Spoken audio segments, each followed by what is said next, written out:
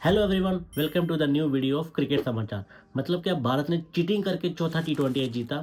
Jos Buttler, Michael Vaughan और Kevin Pietersen को तो ऐसा ही लगता है।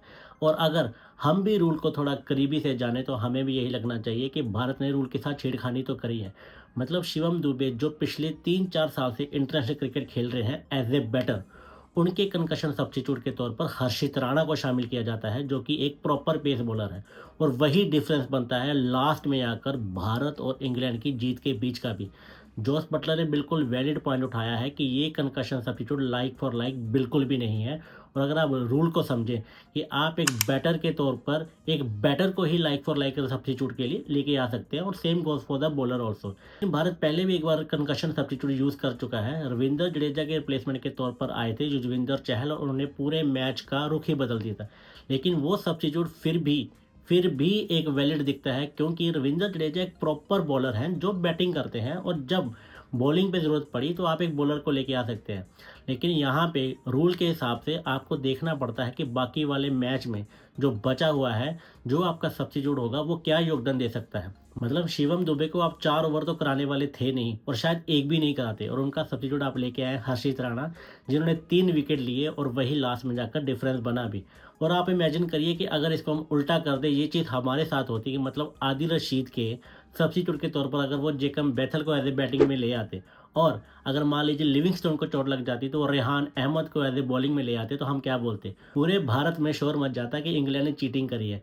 मैच रेफरी का फाइनल डिसीजन होता है, लेकिन भारतीय टीम ने जो प्रपोजल दिया मैच रेफरी ने वो एक्सेप्ट करा, और वही लास्ट में डिफरेंस बना। अगर हम इसको एज ए रूल देखें तो भारत ने थोड़ा इस रूल को ट्विस्ट करके यूज़ करा है। आने वाले मैचेस में हो सकता है कभी ऐसी नौबत आन पड़े कि भारत को अपोजिट टेंडर पे होना पड़े इस चीज़ के लिए, तो हमें रेडी रहना चाहिए कि उस टाइम पे हम इतना इतना ज़्यादा बवाल ना करें, क्योंकि हमने भी उस चीज़ को यूज़ करके एक सीरीज डिसाइडर मैच में भारत ने इंग्लैंड को एक गलत सब्स्टिट्यूट के तौर पर एक प्लेयर दर्शाया, और उसी प्लेयर ने लास्ट में आकर वो डिफरेंस पैदा कर दिया जिससे इंग्लैंड ये सीरीज़ हार गया। आगे बात करते हैं संजू सैमसन की।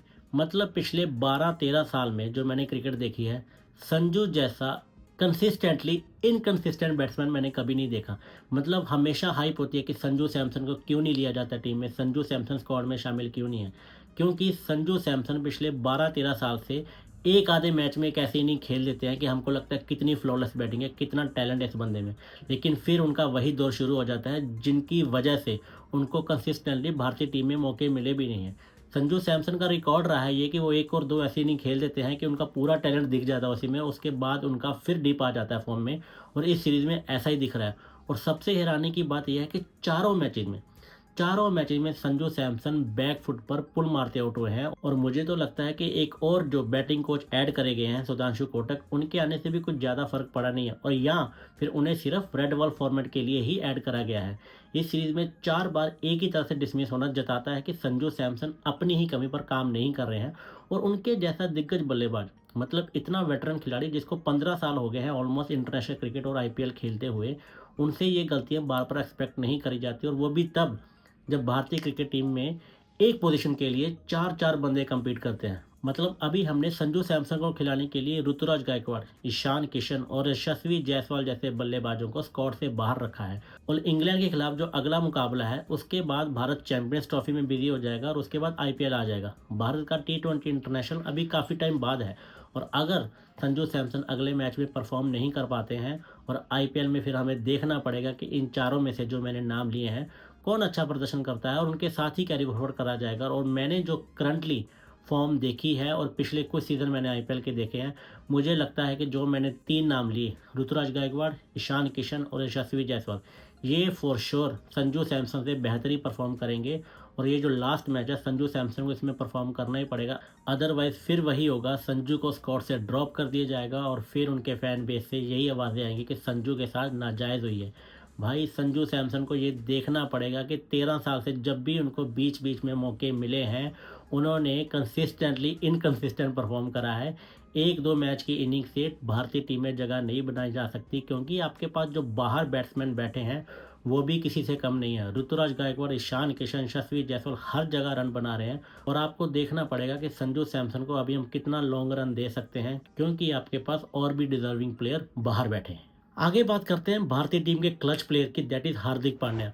मतलब हार्दिक पांड्या को आपको देखकर ही ऐसा लगता है कि वो बॉर्न लीडर है। हर बॉल, चाहे वो बैटिंग कर रहे हो और चाहे वो बॉलिंग कर रहे हो, फील्डिंग में भी हर बॉल में उनका इन्वॉल्वमेंट दिखता है, और बैटिंग में भी जब दूसरे प्लेयर को साथ देने की ज़रूरत होती है, Hardik Pandya ball by ball उनको जाके समझाते हैं। और हमने कल भी ऐसा देखा, क्या इनिंग खेली है हार्दिक पांड्या ने। और मेरे को तो ये भी नहीं समझ आता कि हार्दिक पांड्या को आपने एज ए वाइस कैप्टन भी उतार दिया है।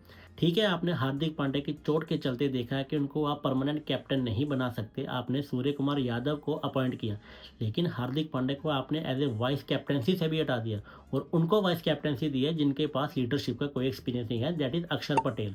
हार्दिक पांड्या ने आपको 2 आईपीएल में फाइनल में टीम पहुंचाते हुए दिखाया है, और एक आईपीएल तो वो जीते भी हैं। फिर भी उनको लीडरशिप ग्रुप से बिल्कुल ही परे कर दिया गया है, और मेरे को तो लगता है हार्दिक पांड्या को इससे ज़्यादा फर्क पड़ता भी नहीं है, क्योंकि उनके जैसा खिलाड़ी पिछले 4-5 साल में लिमिटेड ओवर फॉर्मेट में भारत के पास कोई भी नहीं है। एंड आई होप कि जब उन्होंने टेस्ट क्रिकेट को अभी बिल्कुल ही किनारा कर दिया है, वो लिमिटेड ओवर फॉर्मेट में ऐसे ही खेलते रहे, एंड हमें भी एज ए भारतीय क्रिकेट फैन हार्दिक पांड्या के कंट्रीब्यूशन को with bat and with ball also हमेशा एक्नॉलेज जरूर करना चाहिए। And moving ahead, what a comeback for Shivam Dubey. मतलब वर्ल्ड टी20 के फाइनल के बाद उनको बिल्कुल ही दरकिनार कर दिया गया था, और कल जब उन्होंने वापसी करी तो क्या वापसी करी, मतलब 50, वो भी इतने अंडर प्रेशर सिचुएशन में। हार्दिक पांड्या के साथ उनकी जो पार्टनरशिप थी, वही लास्ट में दिखता है कि हाँ भी जो फर्क था भारतीय और इंग्लैंड टीम में। और शिवम दुबे को तो आई थिंक भारत ने बाहर करा क्यों था, ये भी रीज़न किसी को पता नहीं होगा। अचानक से हम रमनदीप सिंह और वाशिंगटन सुंदर को स्क्वाड में ऐड कर लेते हैं, और शिवम दुबे जो कि वर्ल्ड टी20 जिताने में भारत के लिए एक अहम हिस्सा थे, उनको दरकिनार कर दिया जाता है। एंड आई होप उनकी जो कल की इनिंग थी, उनके बाद उनको भारतीय टी20 सेटअप में हमेशा रखा जाएगा, क्योंकि वो ऐसे बैट्समैन हैं जो एट विल एक ओवर में 3 से 4 छक्के लगा सकते हैं, और स्पिनर के खिलाफ उनकी बल्लेबाजी तो बहुत ही बेहतरीन है, और जब भी जरूरत पड़े वो आपको 2 से 3 ओवर भी पेश के दे सकते हैं। हार्दिक पांड्या के साथ शिवम दुबे भारतीय टी20 प्लेइंग 11 में बहुत ही कारगर साबित हो सकते हैं। So all in all it was a good series win for team India. लेकिन जो 2 मेजर कंसर्न दिखे हैं हमने इन 4 मैचेस में, वो है संजू सैमसन और सूर्य कुमार यादव की फॉर्म। देखना पड़ेगा कि सूर्य कुमार यादव और संजू सैमसन लास्ट मैच में कैसा परफॉर्म करते हैं, क्योंकि इसके बाद टी20 क्रिकेट जो है वो आईपीएल में ही खेलेंगे ये दोनों। सूर्य कुमार यादव तो टीम इंडिया के कैप्टन है, उनको तो अभी लॉन्ग रन मिलेगा ही, लेकिन संजू सैमसन के लिए आईपीएल बहुत इंपॉर्टेंट होने वाला है। And I hope Sanju Samson के लिए भी आईपीएल बहुत अच्छा जाए, और वो एक स्ट्रॉन्ग कंटेंडर बन के रहें टीम इंडिया के ओपनिंग स्लॉट के लिए अभिषेक शर्मा के साथ। So please subscribe and share cricket Samachar for all the match updates and cricket analysis. Thank you.